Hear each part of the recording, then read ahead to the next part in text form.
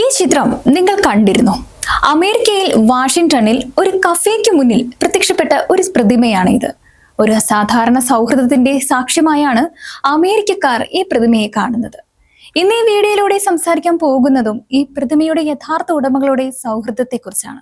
ഈ സൗഹൃദം പക്ഷെ നേരത്തെ പറഞ്ഞ പോലെ ഒരു സാധാരണ സൗഹൃദമല്ല. ഇരുട്ടിലും കള്ളത്തരത്തിലും മുങ്ങിക്കുളിച്ച ഒരു അമേരിക്കൻ സൗഹൃദമാണ്. അതെ, ജെഫ്രി എപ്സ്റ്റീൻ ഡൊണാൾഡ് ട്രംപ് സൗഹൃദം. ഇത് അധികാരത്തിന്റെ ഏറ്റവും വൃത്തികെട്ട മുഖം കൂടിയാണ്. ഒരു പീഡോഫൈഡൽ ബില്യണറും ഒരു പ്രസിഡന്റും തമ്മിലുള്ള കൂട്ടുകെട്ട്. ഇതിലെ ആദ്യത്തെ ആളായ ഡൊണാൾഡ് ട്രംപിനെ നമുക്ക് എല്ലാവർക്കും അറിയാം. അതുകൊണ്ട് ആദ്യം തന്നെ ആരായിരുന്നു ഇതിലെ രണ്ടാമനായ ജെഫ്രി എപ്സ്റ്റീൻ എന്ന് നമുക്ക് ചുരുക്കി പറയാം. അമേരിക്കയിലെ ഒരു ധനാഢ്യനായ വ്യക്തിയാണ് എപ്സ്റ്റീൻ. പക്ഷേ അയാളുടെ പ്രശസ്തി എന്നത് അതല്ല, മറിച്ച് പ്രായപൂർത്തിയാവാത്ത നിരവധി കുട്ടികളെ തന്റെ റിസോർട്ടുകളിലും വീട്ടിലും വെച്ച് പീഡിപ്പിക്കുകയും രാഷ്ട്രീയക്കാരും ബിസിനസ്സുകാരുമായ സുഹൃത്തുക്കൾക്ക് കാഴ്ചവെക്കുകയും ചെയ്തു എന്നതാണ്. തുടർന്ന് പിടിക്കപ്പെട്ട ഇദ്ദേഹം 2008 ജയിൽ ശിക്ഷയ്ക്ക് വിധിക്കപ്പെടുകയും ചെയ്തിരുന്നു.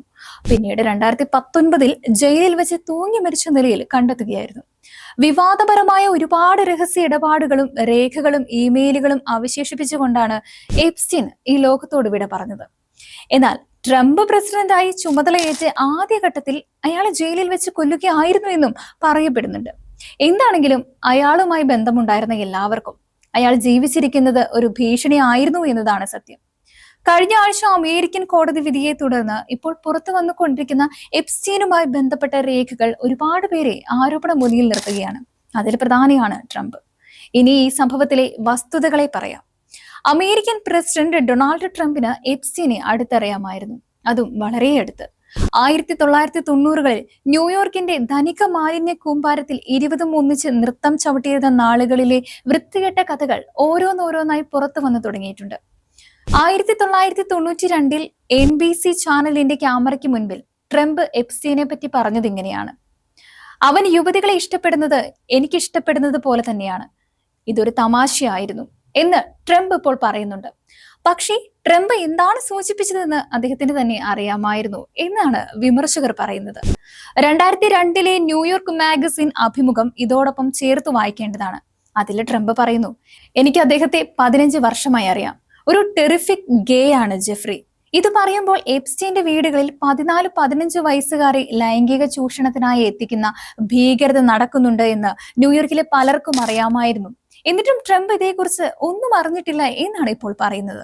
എപ്സ്റ്റീന്റെ ലോലിറ്റ എക്സ്പ്രസ് ജെറ്റിൽ അയാളുടെ സ്വകാര്യ ഉടമസ്ഥതയിലുള്ള ദ്വീപിലേക്ക് ട്രംപ് 7 തവണ യാത്ര ചെയ്തിട്ടുള്ളതായിട്ടും പറയപ്പെടുന്നുണ്ട്.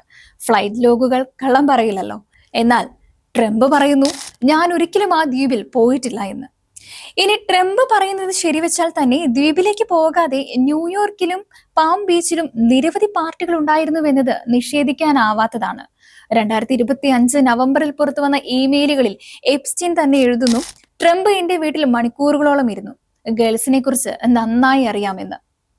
ഇത് ആരോപണ വിധേയനായ ഒരാളുടെ വാക്കാണെന്ന് പറയാം. പക്ഷെ അയാളുടെ വാക്ക് പോലും ട്രംപിന് അസ്വസ്ഥത ഉണ്ടാക്കുന്നുണ്ടെങ്കിൽ അതിന് കാരണങ്ങൾ ഉണ്ടാവണമല്ലോ. ഇനിയാണ് ഇതിലെ ഏറ്റവും ഗുരുതരമായ ആരോപണം. ട്രംപ് 2024 ക്യാമ്പയിനിൽ ഇങ്ങനെ വാഗ്ദാനം ചെയ്തിരുന്നു, ഞാൻ അധികാരത്തിൽ വന്നാൽ എല്ലാ എപ്സ്റ്റീൻ ഫയലുകളും റിലീസ് ചെയ്യും. 2025 ജനുവരിയിൽ അധികാരത്തിൽ വരികയും ചെയ്തു. എന്നിട്ടും എന്ത് ചെയ്തു? ആദ്യം തന്നെ ഇമെയിലുകൾ പുറത്തു വരുന്നത് തടഞ്ഞു. പിന്നെ കോൺഗ്രസ് സമ്മർദ്ദം ചെലുത്തിയപ്പോൾ മാത്രമാണ് ആ ഉത്തരവില് ഗതികെട്ടുപ്പെട്ടത്. ഇതൊരു സുതാര്യതയുടെ ജയമല്ല, മറിച്ച് ഭയത്തിന്റെ പരാജയമാണ്. അധികാരത്തിലിരുന്നു കൊണ്ട് തനിക്കെതിരായ തെളിവുകൾ മറച്ചുവെക്കാൻ ശ്രമിച്ചു എന്നത് ഒരു പ്രസിഡന്റിന്റെ ധാർമ്മിക പാപ്പരത്തം തന്നെയാണ് തുറന്നു കാട്ടുന്നത്. ഇടതുപക്ഷം ഇത് ഉപയോഗിച്ച് ട്രംപിനെ പീഡോഫൈഡൽ ആക്കി ചിത്രീകരിക്കാൻ ശ്രമിക്കുന്നുണ്ട്. അത് തെറ്റാണ്. ഇന്നുവരെ ട്രംപിനെതിരെ ഒരു ഇരയും ലൈംഗിക ആരോപണം ഉന്നയിച്ചിട്ടില്ല. പക്ഷേ ഇതിനെതിരായി ട്രംപ് അനുകൂലികൾ ആരോപിക്കുന്ന ഡീപ് സ്റ്റേറ്റിന്റെ ആക്രമണം എന്ന വാദം കൂടുതൽ ദുർബലമായ കള്ളമാണ്.